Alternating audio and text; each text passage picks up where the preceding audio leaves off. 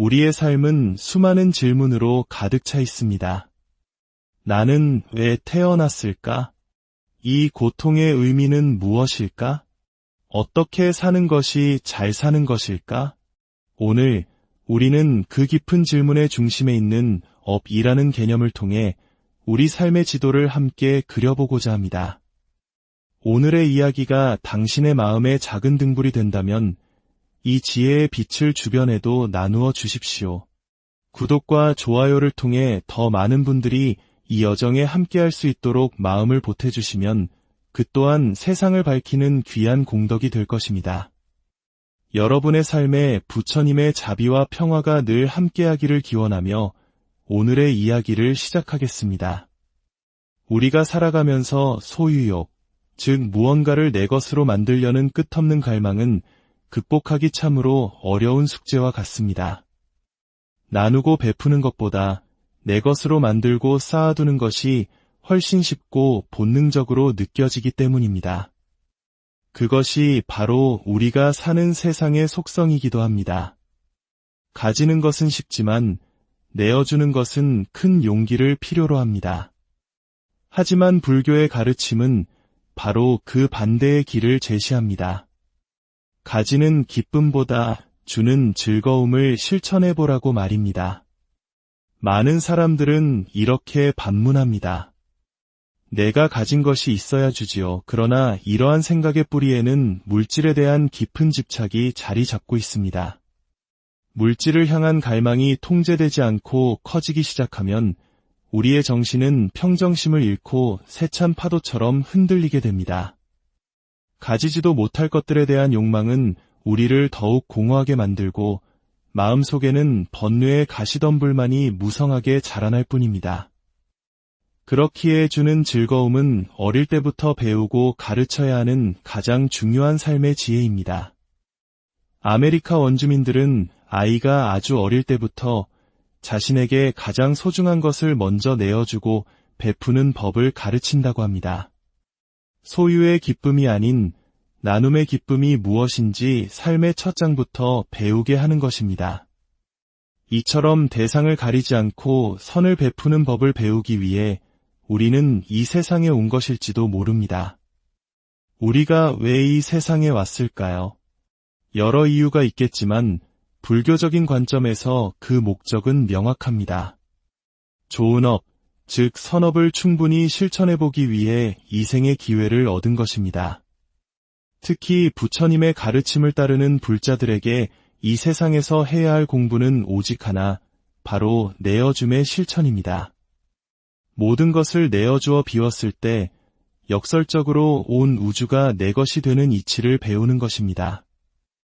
이 선업을 실천하는 것이 얼마나 아름다운 일인지를 삶 속에서 직접 체험하고 경험하며 인생을 배워나가는 것, 그것이 우리에게 주어진 유일하고도 가장 숭고한 과제입니다. 세상에 존재하는 모든 것들을 가만히 들여다보십시오. 이 세상을 유익하게 하지 않는 것은 단 하나도 없습니다. 불자들이 사랑하는 연꽃을 예로 들어볼까요? 연꽃은 진흙 속에서 피어나지만 그 어떤 더러움에도 물들지 않는 청정함의 상징입니다. 하지만 그뿐만이 아닙니다. 연꽃은 자신의 머리끝부터 발끝, 뿌리까지 식용으로, 약용으로 그 모든 것을 아낌없이 내어줍니다. 아름다운 모습과 향기는 물론 자신의 존재 전체를 남을 위해 내어주는 것입니다.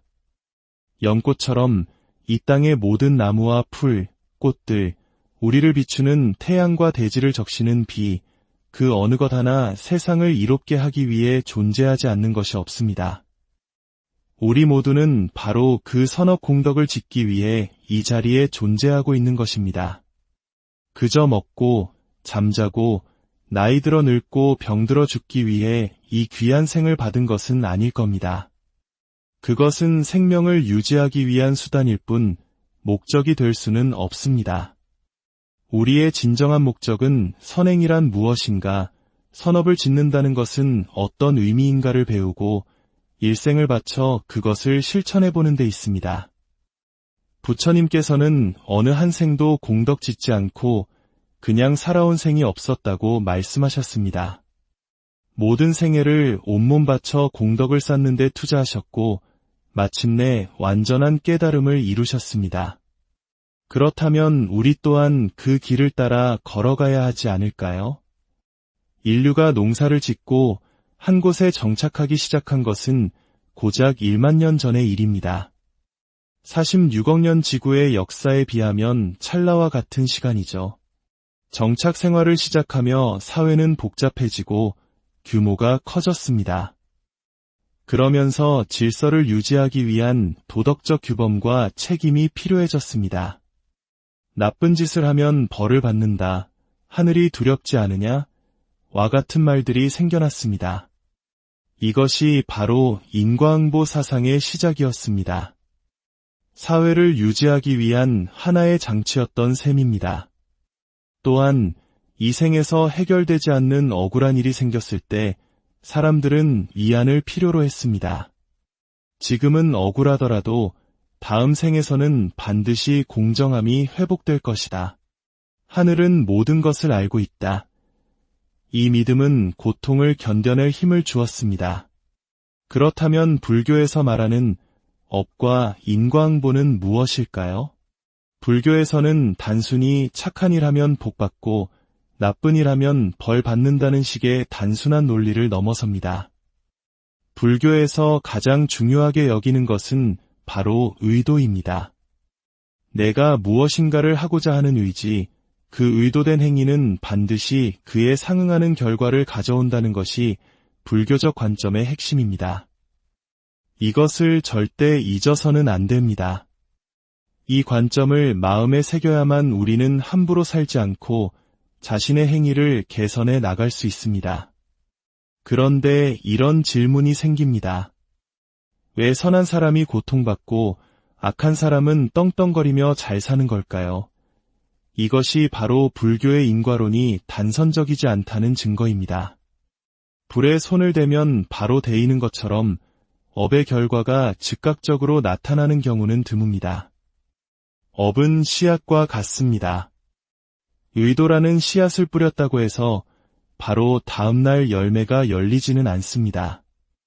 씨앗이 싹을 틔우고 열매를 맺기까지는 햇빛, 물, 토양과 같은 수많은 조건들이 알맞게 갖추어져야 합니다. 이를 시절인연 이 도래 했다고 말합니다.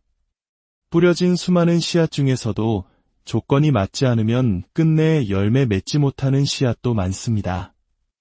업의 결과 역시 이와 같이 복잡하고 깊은 연결고리 속에서 모든 조건이 무르익었을 때 비로소 나타나는 것입니다. 그렇기에 우리는 삶을 평면적인 2차원의 시각으로 봐서는 안 됩니다. 지금 눈앞에 보이는 현상만으로 모든 것을 판단하고 계산해서는 안 된다는 말입니다. 하늘도 무심하시지라는 탄식은 바로 이 3차원의 세계에 갇힌 시각에서 나오는 말입니다. 불자의 눈은 3차원을 넘어 과거와 현재와 미래가 하나로 연결된 4차원, 그 이상의 입체적인 시각으로 세상을 통찰해야 합니다. 그 높은 차원에서 보면 지금의 고통은 과거 어느 생에선가 내가 지은 업의 결과가 시절인연을 만나 내 앞에 도착한 것일 뿐이며 지금의 악인이 누리는 복 또한 과거에 지었던 선업의 열매가 이제야 익은 것일 뿐입니다. 모든 것은 정확한 계산 속에서 오고 갈 뿐 억울한 일은 본래 존재하지 않는다는 것을 깨닫게 됩니다. 그렇다고 해서 어차피 정해진 운명이라면 나도 그냥 막 살아볼까? 라고 생각해서는 안 됩니다. 지금 내가 겪는 고통이 과거의 결과라 할지라도 지금 이 순간 나의 선한 마음과 행동은 결코 헛되지 않습니다. 그것은 미래에 좋은 열매를 맺을 새로운 씨앗이 되기 때문입니다. 이것이 불교 가르침의 핵심입니다. 불교 공부는 바로 이 진실을 보는 눈을 뜨는 공부입니다. 업은 개인의 업만 있는 것이 아닙니다.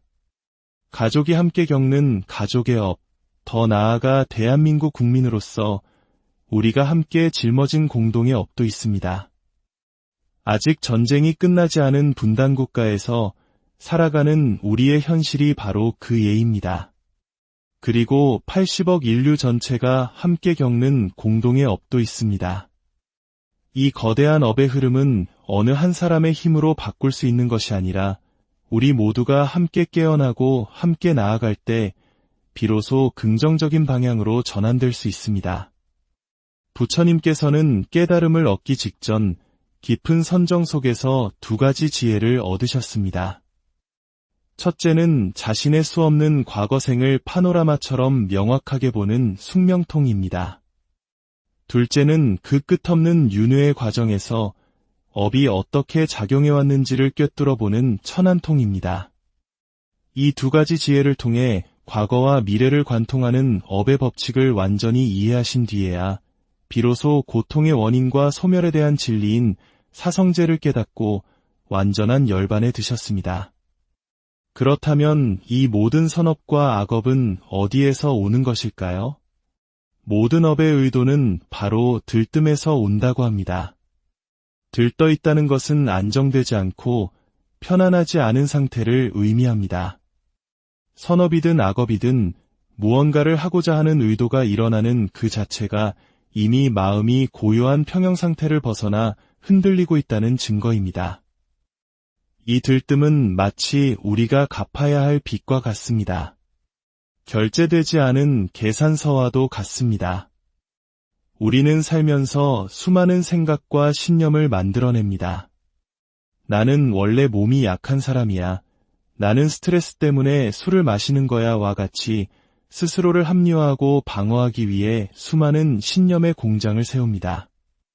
우리는 그 업 공장의 사장님들입니다. 탐욕, 분노, 어리석음이라는 세 개의 생산 라인은 24시간 멈추지 않고 불량품들을 쏟아냅니다. 그리고는 자신이 만들어낸 그 불량품들을 창고 구석에 쌓아두고 내가 만들었다는 사실조차 잊어버리거나 남의 탓으로 돌립니다. 이 미결제 서류, 이 업의 쓰레기들이 우리 주변을 맴돌며 삶을 무겁고 혼란스럽게 만듭니다. 이와 반대되는 상태가 바로 열반입니다. 열반이란 태어나지 않은 것, 생겨나지 않은 것, 만들어지지 않은 것, 형성되지 않은 완전한 고요와 평온의 상태를 말합니다. 조금의 기울어짐도 없는 완전한 건강과 균형의 상태입니다. 그러나 어느 순간 알 수 없는 이유로 그 고요한 균형이 깨졌습니다. 무언가를 갈망하고 움켜쥐려는 의도가 일어나면서 우리의 마음은 평형을 잃고 기울어지기 시작했습니다. 그 결과 우리는 오온이라는 물질과 정신의 결합체로 이 세상에 태어났습니다. 우리의 태어남 자체가 이미 우주적 균형이 깨졌다는 증거인 셈입니다. 이렇게 균형을 잃은 삶 속에서 우리는 선업과 불선업을 선택할 수 있는 기회를 갖습니다. 부처님께서는 불선업을 탐욕과 성냄과 어리석음의 뿌리를 둔 것이라 하셨고, 선업은 그 반대인 탐욕 없음, 성냄 없음, 어리석음 없음의 뿌리를 둔 것이라 하셨습니다. 바로 이 무탐, 무진, 무치의 세 가지 선업이 우리를 모든 고통으로부터 벗어나는 길로 안내합니다. 이제 가장 중요한 실천의 문제입니다. 과거의 업으로 인해 내 삶의 고통과 괴로움이 파도처럼 밀려올 때 우리는 어떻게 해야 할까요? 그것을 부처님께 올리는 공약물처럼 두 손으로 공손히 받들어 받아야 합니다. 고통을 외면하거나 저항하는 대신 조용히 눈을 감고 마음속으로 이렇게 다짐해 보십시오. 과거 생에 나의 탐욕과 성냄과 어리석음으로 지어온 업의 열매가 지금 제게 도착했다면 이 두 손으로 공손히 받들겠습니다. 지금 제게 와주셔서 무한히 감사합니다. 이렇게 고통의 과보를 온전히 받아들이고 책임지겠다고 마음먹는 그 순간 놀라운 변화가 일어납니다.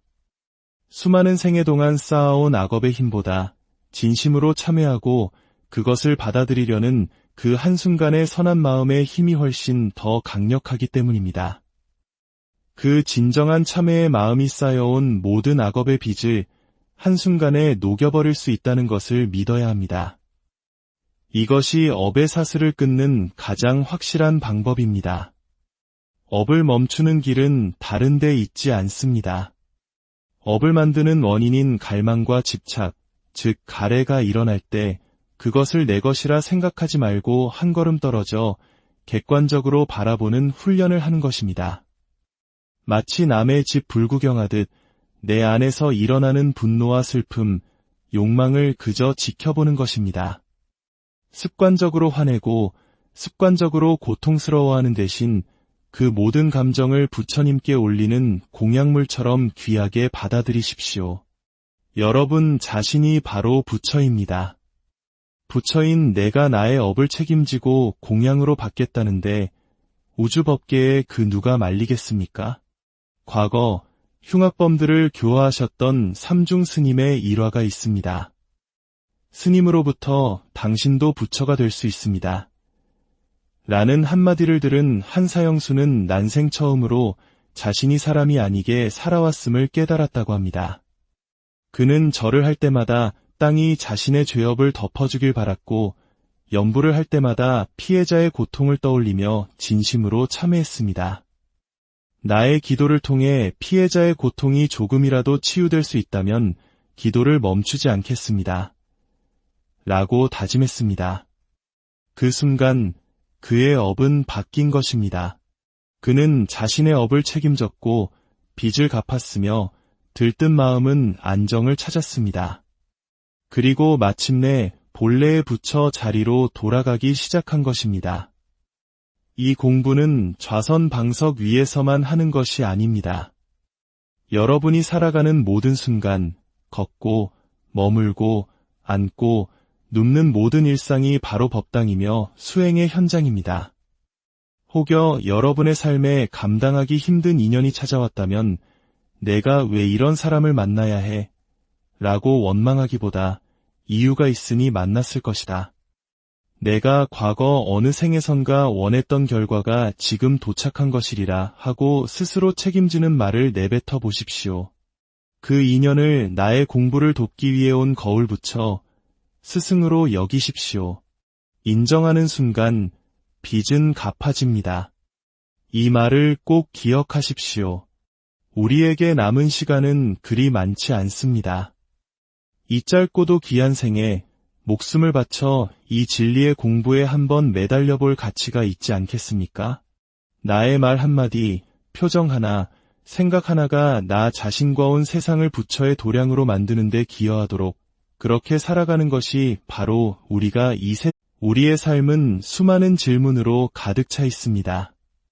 나는 왜 태어났을까? 이 고통의 의미는 무엇일까? 어떻게 사는 것이 잘 사는 것일까?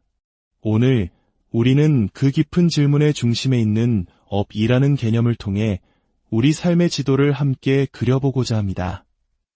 오늘의 이야기가 당신의 마음의 작은 등불이 된다면 이 지혜의 빛을 주변에도 나누어 주십시오. 구독과 좋아요를 통해 더 많은 분들이 이 여정에 함께할 수 있도록 마음을 보태주시면 그 또한 세상을 밝히는 귀한 공덕이 될 것입니다. 여러분의 삶에 부처님의 자비와 평화가 늘 함께하기를 기원하며 오늘의 이야기를 시작하겠습니다. 우리가 살아가면서 소유욕, 즉 무언가를 내 것으로 만들려는 끝없는 갈망은 극복하기 참으로 어려운 숙제와 같습니다. 나누고 베푸는 것보다 내 것으로 만들고 쌓아두는 것이 훨씬 쉽고 본능적으로 느껴지기 때문입니다. 그것이 바로 우리가 사는 세상의 속성이기도 합니다. 가지는 것은 쉽지만 내어주는 것은 큰 용기를 필요로 합니다. 하지만 불교의 가르침은 바로 그 반대의 길을 제시합니다. 가지는 기쁨보다 주는 즐거움을 실천해보라고 말입니다. 많은 사람들은 이렇게 반문합니다. 내가 가진 것이 있어야 주지요. 그러나 이러한 생각의 뿌리에는 물질에 대한 깊은 집착이 자리 잡고 있습니다. 물질을 향한 갈망이 통제되지 않고 커지기 시작하면 우리의 정신은 평정심을 잃고 세찬 파도처럼 흔들리게 됩니다. 가지지도 못할 것들에 대한 욕망은 우리를 더욱 공허하게 만들고 마음속에는 번뇌의 가시덤불만이 무성하게 자라날 뿐입니다. 그렇기에 주는 즐거움은 어릴 때부터 배우고 가르쳐야 하는 가장 중요한 삶의 지혜입니다. 아메리카 원주민들은 아이가 아주 어릴 때부터 자신에게 가장 소중한 것을 먼저 내어주고 베푸는 법을 가르친다고 합니다. 소유의 기쁨이 아닌 나눔의 기쁨이 무엇인지 삶의 첫 장부터 배우게 하는 것입니다. 이처럼 대상을 가리지 않고 선을 베푸는 법을 배우기 위해 우리는 이 세상에 온 것일지도 모릅니다.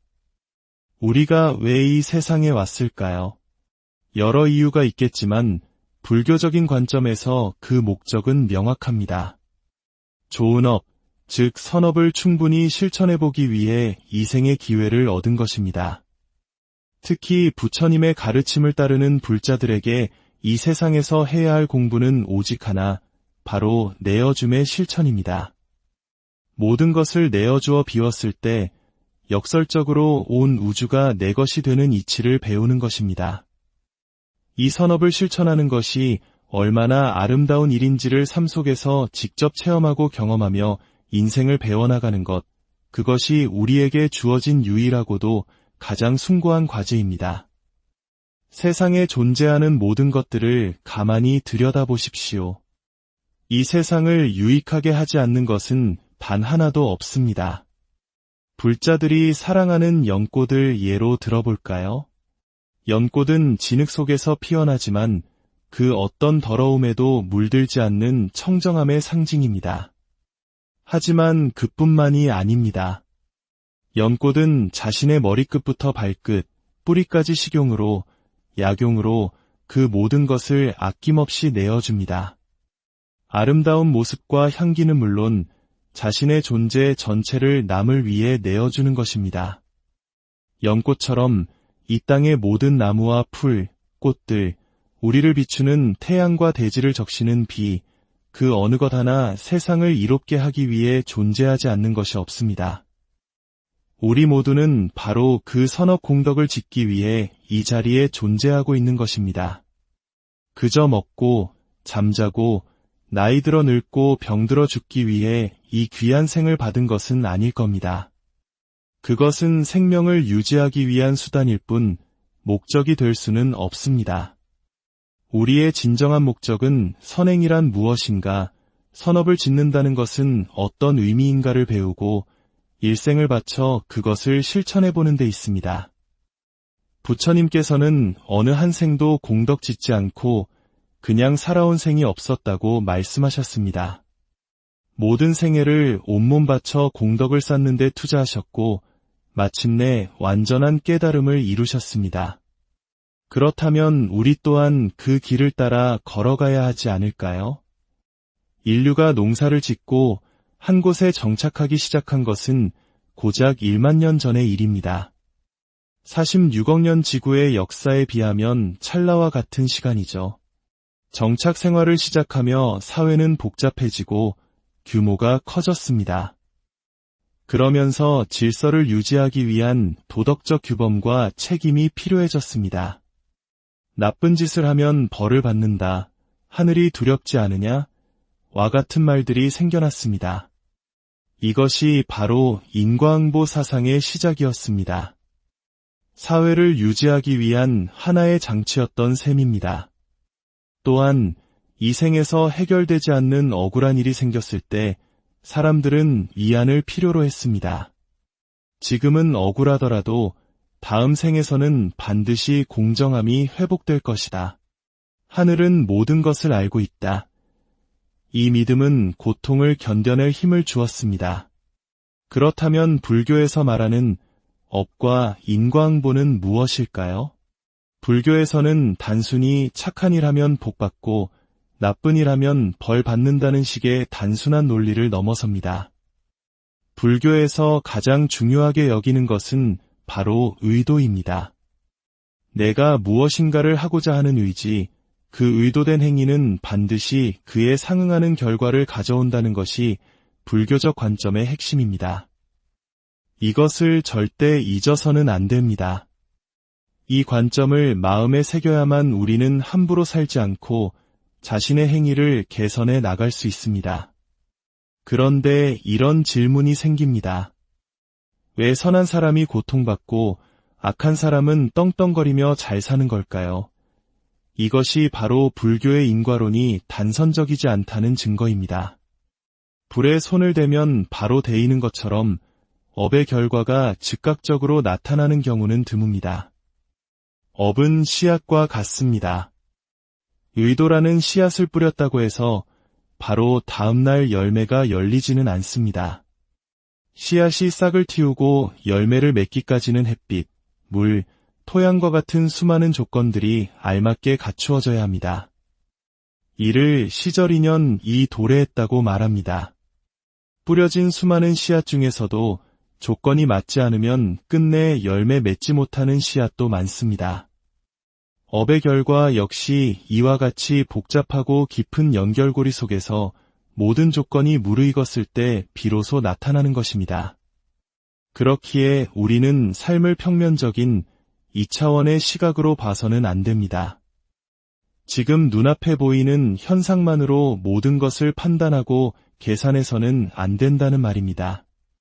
하늘도 무심하시지라는 탄식은 바로 이 3차원의 세계에 갇힌 시각에서 나오는 말입니다.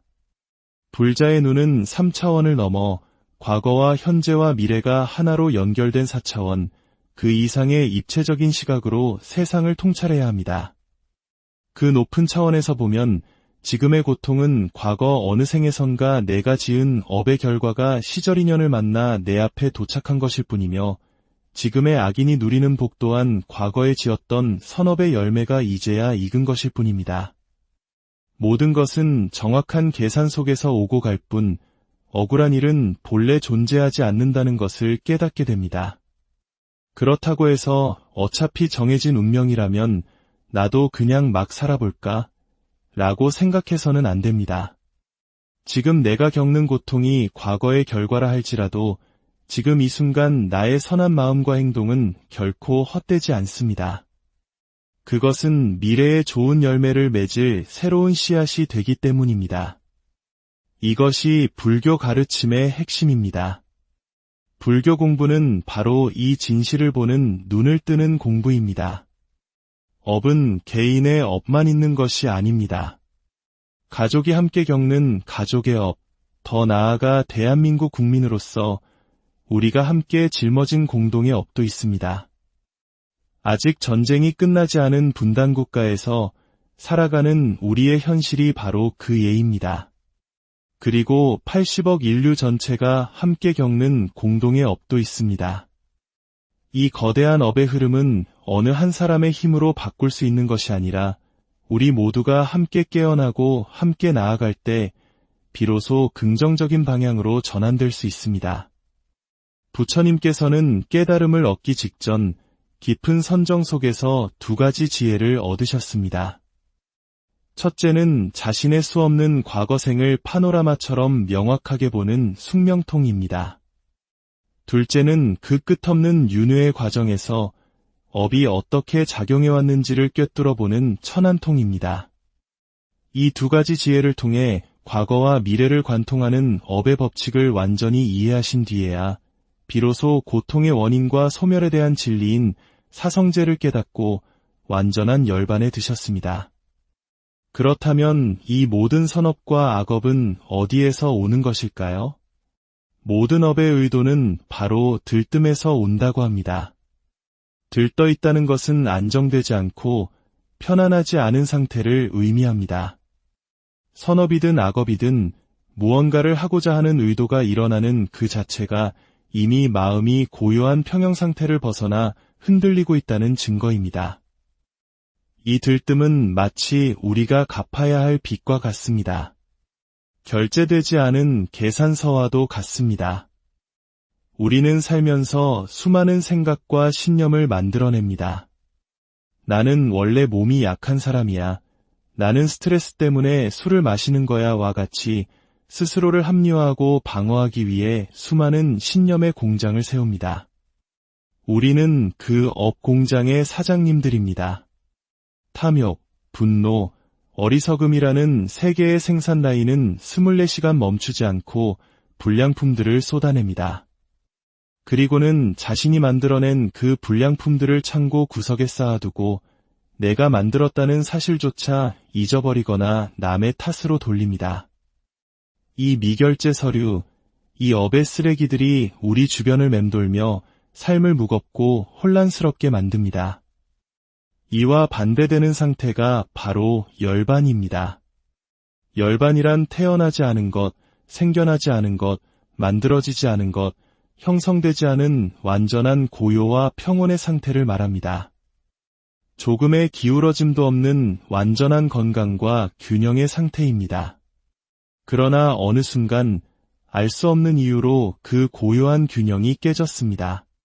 무언가를 갈망하고 움켜쥐려는 의도가 일어나면서 우리의 마음은 평형을 잃고 기울어지기 시작했습니다. 그 결과 우리는 오온이라는 물질과 정신의 결합체로 이 세상에 태어났습니다. 우리의 태어남 자체가 이미 우주적 균형이 깨졌다는 증거인 셈입니다. 이렇게 균형을 잃은 삶 속에서 우리는 선업과 불선업을 선택할 수 있는 기회를 갖습니다. 부처님께서는 불선업을 탐욕과 성냄과 어리석음의 뿌리를 둔 것이라 하셨고, 선업은 그 반대인 탐욕 없음, 성냄 없음, 어리석음 없음의 뿌리를 둔 것이라 하셨습니다. 바로 이 무탐, 무진, 무치의 세 가지 선업이 우리를 모든 고통으로부터 벗어나는 길로 안내합니다. 이제 가장 중요한 실천의 문제입니다. 과거의 업으로 인해 내 삶의 고통과 괴로움이 파도처럼 밀려올 때 우리는 어떻게 해야 할까요? 그것을 부처님께 올리는 공약물처럼 두 손으로 공손히 받들어 받아야 합니다. 고통을 외면하거나 저항하는 대신 조용히 눈을 감고 마음속으로 이렇게 다짐해 보십시오. 과거 생에 나의 탐욕과 성냄과 어리석음으로 지어온 업의 열매가 지금 제게 도착했다면 이 두 손으로 공손히 받들겠습니다. 지금 제게 와주셔서 무한히 감사합니다. 이렇게 고통의 과보를 온전히 받아들이고 책임지겠다고 마음먹는 그 순간 놀라운 변화가 일어납니다. 수많은 생애 동안 쌓아온 악업의 힘보다 진심으로 참회하고 그것을 받아들이려는 그 한순간의 선한 마음의 힘이 훨씬 더 강력하기 때문입니다. 그 진정한 참회의 마음이 쌓여온 모든 악업의 빚을 한순간에 녹여버릴 수 있다는 것을 믿어야 합니다. 이것이 업의 사슬을 끊는 가장 확실한 방법입니다. 업을 멈추는 길은 다른 데 있지 않습니다. 업을 만드는 원인인 갈망과 집착, 즉 가래가 일어날 때 그것을 내 것이라 생각하지 말고 한 걸음 떨어져 객관적으로 바라보는 훈련을 하는 것입니다. 마치 남의 집 불구경하듯 내 안에서 일어나는 분노와 슬픔, 욕망을 그저 지켜보는 것입니다. 습관적으로 화내고 습관적으로 고통스러워하는 대신 그 모든 감정을 부처님께 올리는 공약물처럼 귀하게 받아들이십시오. 여러분 자신이 바로 부처입니다. 부처인 내가 나의 업을 책임지고 공양으로 받겠다는데 우주법계에 그 누가 말리겠습니까? 과거 흉악범들을 교화하셨던 삼중 스님의 일화가 있습니다. 스님으로부터 당신도 부처가 될 수 있습니다. 라는 한마디를 들은 한사형수는 난생 처음으로 자신이 사람이 아니게 살아왔음을 깨달았다고 합니다. 그는 절을 할 때마다 땅이 자신의 죄업을 덮어주길 바랐고 연부를 할 때마다 피해자의 고통을 떠올리며 진심으로 참회했습니다. 나의 기도를 통해 피해자의 고통이 조금이라도 치유될 수 있다면 기도를 멈추지 않겠습니다. 라고 다짐했습니다. 그 순간 그의 업은 바뀐 것입니다. 그는 자신의 업을 책임졌고 빚을 갚았으며 들뜬 마음은 안정을 찾았습니다. 그리고 마침내 본래의 부처 자리로 돌아가기 시작한 것입니다. 이 공부는 좌선방석 위에서만 하는 것이 아닙니다.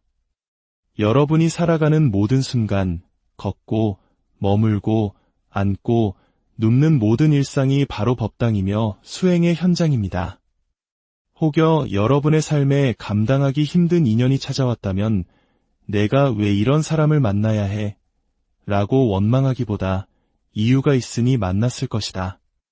내가 과거 어느 생에선가 원했던 결과가 지금 도착한 것이리라 하고 스스로 책임지는 말을 내뱉어 보십시오. 그 인연을 나의 공부를 돕기 위해 온 거울 붙여 스승으로 여기십시오. 인정하는 순간 빚은 갚아집니다. 이 말을 꼭 기억하십시오. 우리에게 남은 시간은 그리 많지 않습니다. 이 짧고도 귀한 생에 목숨을 바쳐 이 진리의 공부에 한번 매달려 볼 가치가 있지 않겠습니까?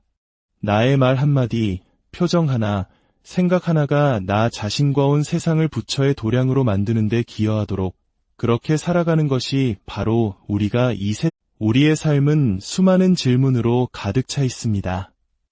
나는 왜 태어났을까? 이 고통의 의미는 무엇일까?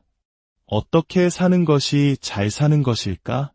오늘 우리는 그 깊은 질문의 중심에 있는 업이라는 개념을 통해 우리 삶의 지도를 함께 그려보고자 합니다.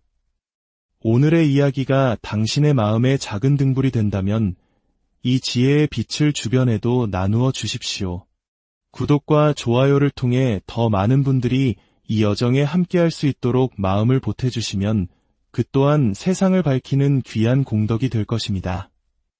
여러분의 삶에 부처님의 자비와 평화가 늘 함께하기를 기원하며 오늘의 이야기를 시작하겠습니다. 우리가 살아가면서 소유욕, 즉 무언가를 내 것으로 만들려는 끝없는 갈망은 극복하기 참으로 어려운 숙제와 같습니다. 나누고 베푸는 것보다 내 것으로 만들고 쌓아두는 것이 훨씬 쉽고 본능적으로 느껴지기 때문입니다. 그것이 바로 우리가 사는 세상의 속성이기도 합니다. 가지는 것은 쉽지만 내어주는 것은 큰 용기를 필요로 합니다. 하지만 불교의 가르침은 바로 그 반대의 길을 제시합니다. 가지는 기쁨보다 주는 즐거움을 실천해보라고 말입니다. 많은 사람들은 이렇게 반문합니다. 내가 가진 것이 있어야 주지요. 그러나 이러한 생각의 뿌리에는 물질에 대한 깊은 집착이 자리 잡고 있습니다. 물질을 향한 갈망이 통제되지 않고 커지기 시작하면 우리의 정신은 평정심을 잃고 세찬 파도처럼 흔들리게 됩니다. 가지지도 못할 것들에 대한 욕망은 우리를 더욱 공허하게 만들고 마음속에는 번뇌의 가시덤불만이 무성하게 자라날 뿐입니다. 그렇기에 주는 즐거움은 어릴 때부터 배우고 가르쳐야 하는 가장 중요한 삶의 지혜입니다. 아메리카 원주민들은 아이가 아주 어릴 때부터 자신에게 가장 소중한 것을 먼저 내어주고 베푸는 법을 가르친다고 합니다. 소유의 기쁨이 아닌 나눔의 기쁨이 무엇인지 삶의 첫 장부터 배우게 하는 것입니다. 이처럼 대상을 가리지 않고 선을 베푸는 법을 배우기 위해 우리는 이 세상에 온 것일지도 모릅니다. 우리가 왜 이 세상에 왔을까요? 여러 이유가 있겠지만 불교적인 관점에서 그 목적은 명확합니다. 좋은 업, 즉 선업을 충분히 실천해보기 위해 이 생의 기회를 얻은 것입니다. 특히 부처님의 가르침을 따르는 불자들에게 이 세상에서 해야 할 공부는 오직 하나, 바로 내어줌의 실천입니다. 모든 것을 내어주어 비웠을 때 역설적으로 온 우주가 내 것이 되는 이치를 배우는 것입니다. 이 선업을 실천하는 것이 얼마나 아름다운 일인지를 삶 속에서 직접 체험하고 경험하며 인생을 배워나가는 것, 그것이 우리에게 주어진 유일하고도 가장 숭고한 과제입니다. 세상에 존재하는 모든 것들을 가만히 들여다보십시오. 이 세상을 유익하게 하지 않는 것은 단 하나도 없습니다. 불자들이 사랑하는 연꽃을 예로 들어볼까요? 연꽃은 진흙 속에서 피어나지만 그 어떤 더러움에도 물들지 않는 청정함의 상징입니다. 하지만 그뿐만이 아닙니다. 연꽃은 자신의 머리끝부터 발끝, 뿌리까지 식용으로, 약용으로 그 모든 것을 아낌없이 내어줍니다.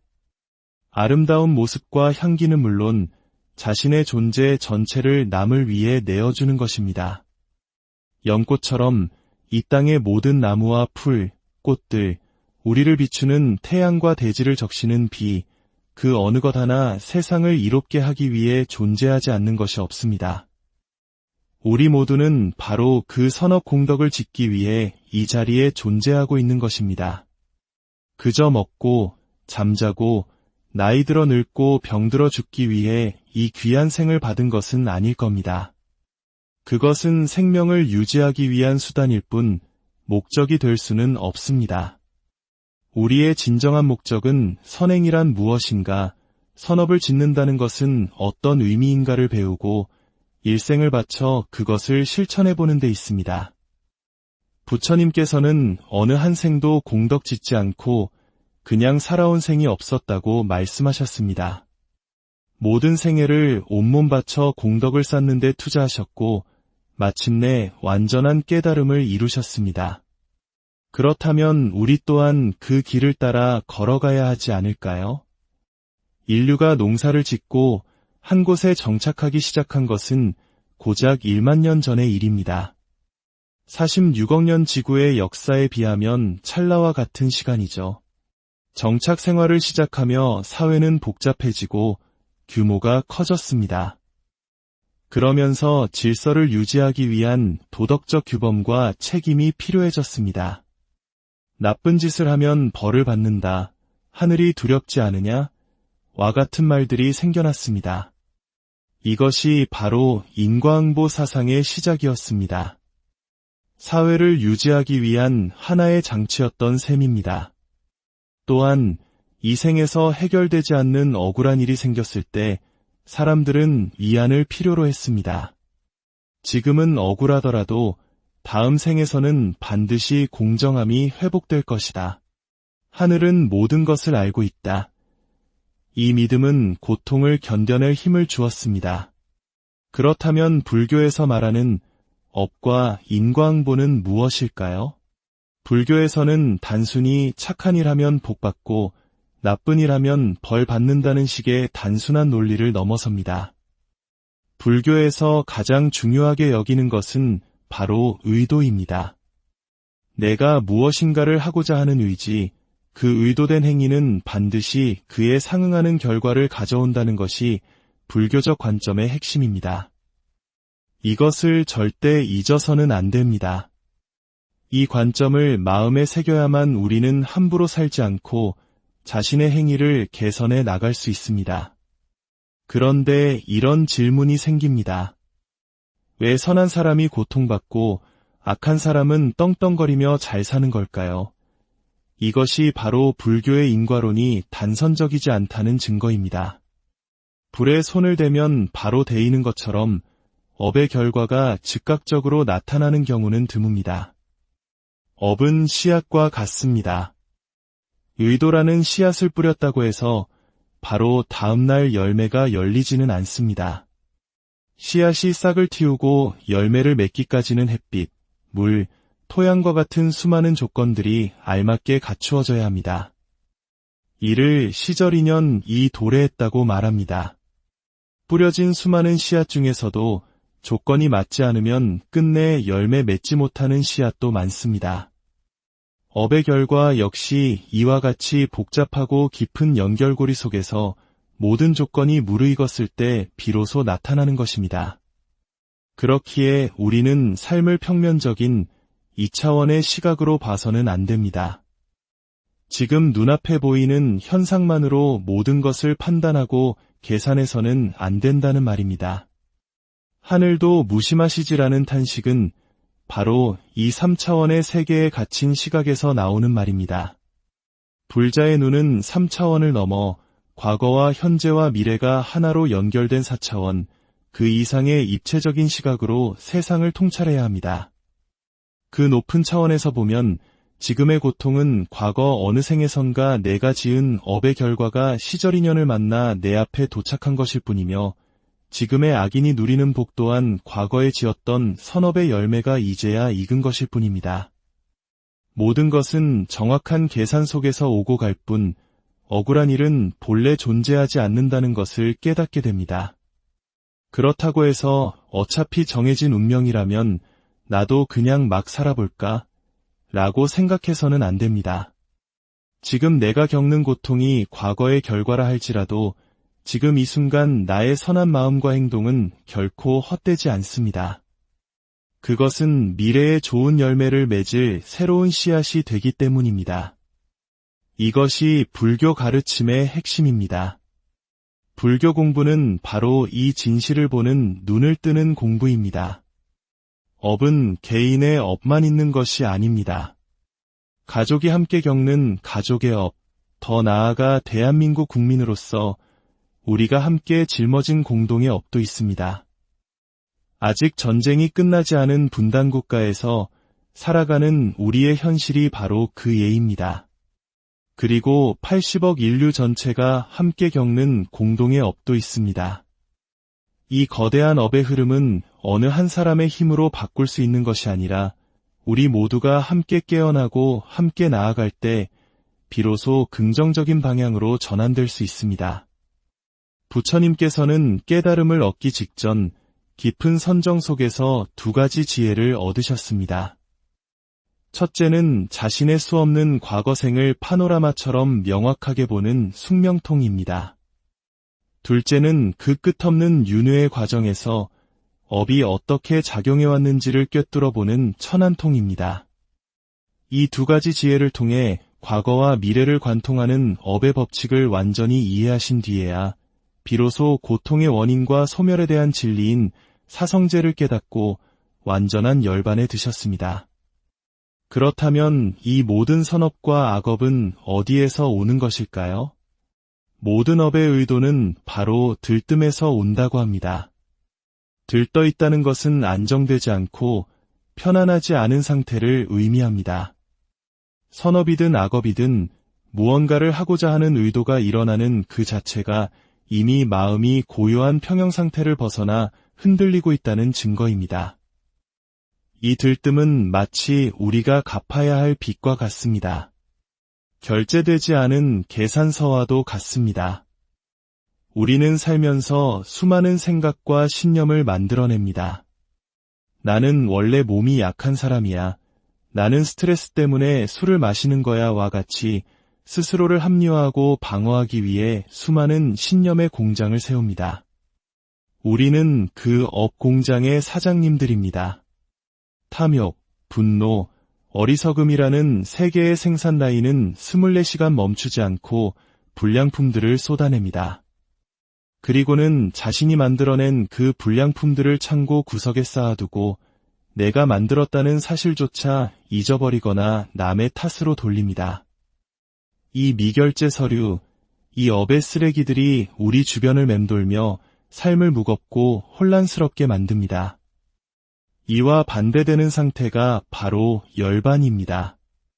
열반이란 태어나지 않은 것, 생겨나지 않은 것, 만들어지지 않은 것, 형성되지 않은 완전한 고요와 평온의 상태를 말합니다. 조금의 기울어짐도 없는 완전한 건강과 균형의 상태입니다. 그러나 어느 순간 알 수 없는 이유로 그 고요한 균형이 깨졌습니다. 무언가를 갈망하고 움켜쥐려는 의도가 일어나면서 우리의 마음은 평형을 잃고 기울어지기 시작했습니다. 그 결과 우리는 오온이라는 물질과 정신의 결합체로 이 세상에 태어났습니다. 우리의 태어남 자체가 이미 우주적 균형이 깨졌다는 증거인 셈입니다. 이렇게 균형을 잃은 삶 속에서 우리는 선업과 불선업을 선택할 수 있는 기회를 갖습니다. 부처님께서는 불선업을 탐욕과 성냄과 어리석음의 뿌리를 둔 것이라 하셨고, 선업은 그 반대인 탐욕 없음, 성냄 없음, 어리석음 없음의 뿌리를 둔 것이라 하셨습니다. 바로 이 무탐, 무진, 무치의 세 가지 선업이 우리를 모든 고통으로부터 벗어나는 길로 안내합니다. 이제 가장 중요한 실천의 문제입니다. 과거의 업으로 인해 내 삶의 고통과 괴로움이 파도처럼 밀려올 때 우리는 어떻게 해야 할까요? 그것을 부처님께 올리는 공약물처럼 두 손으로 공손히 받들어 받아야 합니다. 고통을 외면하거나 저항하는 대신 조용히 눈을 감고 마음속으로 이렇게 다짐해 보십시오. 과거 생에 나의 탐욕과 성냄과 어리석음으로 지어온 업의 열매가 지금 제게 도착했다면 이 두 손으로 공손히 받들겠습니다. 지금 제게 와주셔서 무한히 감사합니다. 이렇게 고통의 과보를 온전히 받아들이고 책임지겠다고 마음먹는 그 순간 놀라운 변화가 일어납니다. 수많은 생애 동안 쌓아온 악업의 힘보다 진심으로 참회하고 그것을 받아들이려는 그 한순간의 선한 마음의 힘이 훨씬 더 강력하기 때문입니다. 그 진정한 참회의 마음이 쌓여온 모든 악업의 빚을 한순간에 녹여버릴 수 있다는 것을 믿어야 합니다. 이것이 업의 사슬을 끊는 가장 확실한 방법입니다. 업을 멈추는 길은 다른 데 있지 않습니다. 업을 만드는 원인인 갈망과 집착, 즉 가래가 일어날 때 그것을 내 것이라 생각하지 말고 한 걸음 떨어져 객관적으로 바라보는 훈련을 하는 것입니다. 마치 남의 집 불구경하듯 내 안에서 일어나는 분노와 슬픔, 욕망을 그저 지켜보는 것입니다. 습관적으로 화내고 습관적으로 고통스러워하는 대신 그 모든 감정을 부처님께 올리는 공약물처럼 귀하게 받아들이십시오. 여러분 자신이 바로 부처입니다. 부처인 내가 나의 업을 책임지고 공양으로 받겠다는데 우주법계에 그 누가 말리겠습니까? 과거 흉악범들을 교화하셨던 삼중 스님의 일화가 있습니다. 스님으로부터 당신도 부처가 될 수 있습니다. 라는 한마디를 들은 한사형수는 난생 처음으로 자신이 사람이 아니게 살아왔음을 깨달았다고 합니다. 그는 절을 할 때마다 땅이 자신의 죄업을 덮어주길 바랐고 염불을 할 때마다 피해자의 고통을 떠올리며 진심으로 참회했습니다. 나의 기도를 통해 피해자의 고통이 조금이라도 치유될 수 있다면 기도를 멈추지 않겠습니다. 라고 다짐했습니다. 그 순간 그의 업은 바뀐 것입니다. 그는 자신의 업을 책임졌고 빚을 갚았으며 들뜬 마음은 안정을 찾았습니다. 그리고 마침내 본래의 부처 자리로 돌아가기 시작한 것입니다. 이 공부는 좌선방석 위에서만 하는 것이 아닙니다. 여러분이 살아가는 모든 순간, 걷고, 머물고, 앉고, 눕는 모든 일상이 바로 법당이며 수행의 현장입니다. 혹여 여러분의 삶에 감당하기 힘든 인연이 찾아왔다면 내가 왜 이런 사람을 만나야 해? 라고 원망하기보다 이유가 있으니 만났을 것이다. 내가 과거 어느 생에선가 원했던 결과가 지금 도착한 것이리라 하고 스스로 책임지는 말을 내뱉어 보십시오. 그 인연을 나의 공부를 돕기 위해 온 거울부처 스승으로 여기십시오. 인정하는 순간 빚은 갚아집니다. 이 말을 꼭 기억하십시오. 우리에게 남은 시간은 그리 많지 않습니다. 이 짧고도 귀한 생에 목숨을 바쳐 이 진리의 공부에 한번 매달려 볼 가치가 있지 않겠습니까? 나의 말 한마디, 표정 하나, 생각 하나가 나 자신과 온 세상을 부처의 도량으로 만드는 데 기여하도록 그렇게 살아가는 것이 바로 우리의 삶은 수많은 질문으로 가득 차 있습니다. 나는 왜 태어났을까? 이 고통의 의미는 무엇일까?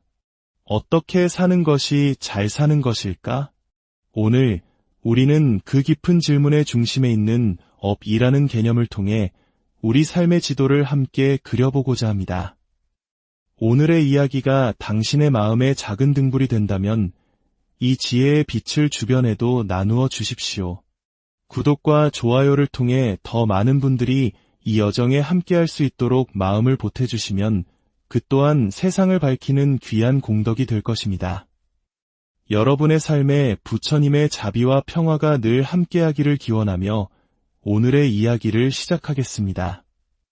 우리가 살아가면서 소유욕, 즉 무언가를 내 것으로 만들려는 끝없는 갈망은 극복하기 참으로 어려운 숙제와 같습니다. 나누고 베푸는 것보다 내 것으로 만들고 쌓아두는 것이 훨씬 쉽고 본능적으로 느껴지기 때문입니다. 그것이 바로 우리가 사는 세상의 속성이기도 합니다. 가지는 것은 쉽지만 내어주는 것은 큰 용기를 필요로 합니다. 하지만 불교의 가르침은 바로 그 반대의 길을 제시합니다. 가지는 기쁨보다 주는 즐거움을 실천해보라고 말입니다. 많은 사람들은 이렇게 반문합니다. 내가 가진 것이 있어야 주지요. 그러나 이러한 생각의 뿌리에는 물질에 대한 깊은 집착이 자리 잡고 있습니다. 물질을 향한 갈망이 통제되지 않고 커지기 시작하면 우리의 정신은 평정심을 잃고 세찬 파도처럼 흔들리게 됩니다. 가지지도 못할 것들에 대한 욕망은 우리를 더욱 공허하게 만들고 마음속에는 번뇌의 가시덤불만이 무성하게 자라날 뿐입니다. 그렇기에 주는 즐거움은 어릴 때부터 배우고 가르쳐야 하는 가장 중요한 삶의 지혜입니다. 아메리카 원주민들은 아이가 아주 어릴 때부터 자신에게 가장 소중한 것을 먼저 내어주고 베푸는 법을 가르친다고 합니다. 소유의 기쁨이 아닌 나눔의 기쁨이 무엇인지 삶의 첫 장부터 배우게 하는 것입니다. 이처럼 대상을 가리지 않고 선을 베푸는 법을 배우기 위해 우리는 이 세상에 온 것일지도 모릅니다. 우리가 왜 이 세상에 왔을까요? 여러 이유가 있겠지만 불교적인 관점에서 그 목적은 명확합니다.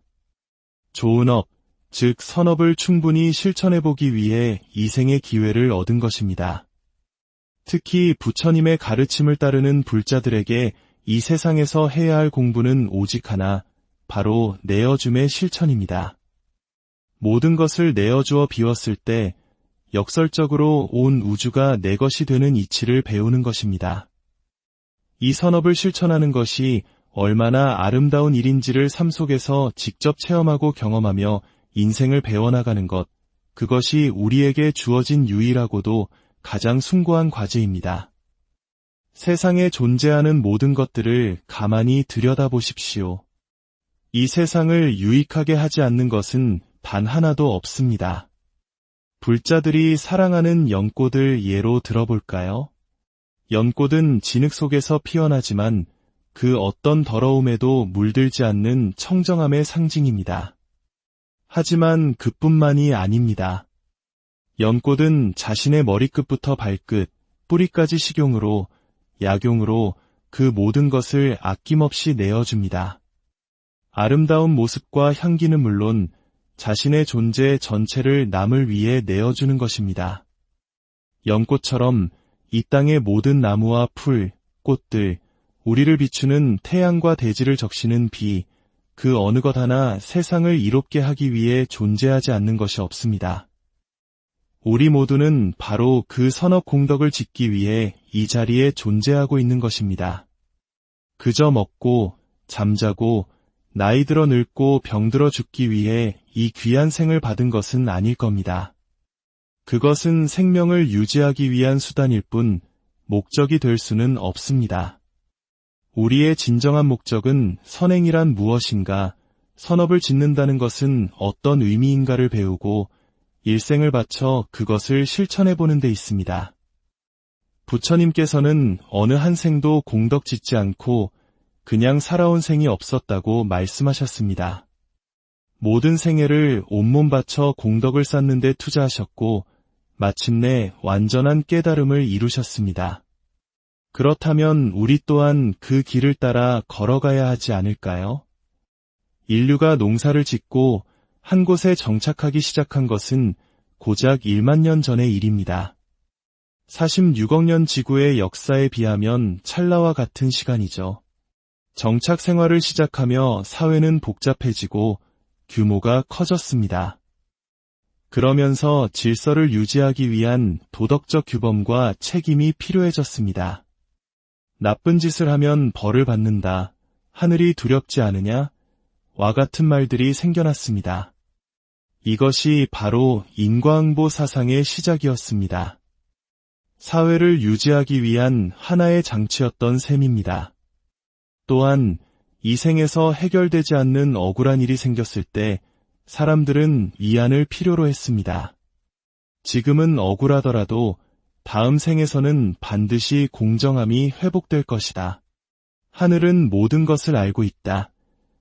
이 믿음은 고통을 견뎌낼 힘을 주었습니다.